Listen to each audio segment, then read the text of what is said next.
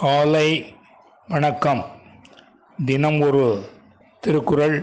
அதிகாரம் 44 குற்றங்கடிதல். குறள் 436. தன் குற்றம் நீக்கி பிறர் குற்றம் காண்கிற்பின் என் குற்றமாகும் இறைக்கு. மீண்டும், தன் குற்றம் நீக்கி பிறர் குற்றம் காண்கிற்பின் என் குற்றம் ஆகும் இறைக்கு.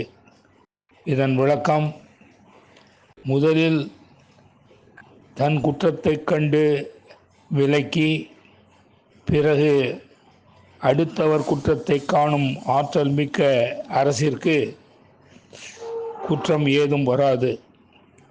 மீண்டும், முதலில் தன் குற்றத்தைக் கண்டு விலக்கி, பிறர் அடுத்தவர் குற்றத்தை காணும் ஆற்றல் மிக்க அரசுக்கு குற்றம் ஏதும் வராது என்பதை அறிந்து கொள்க.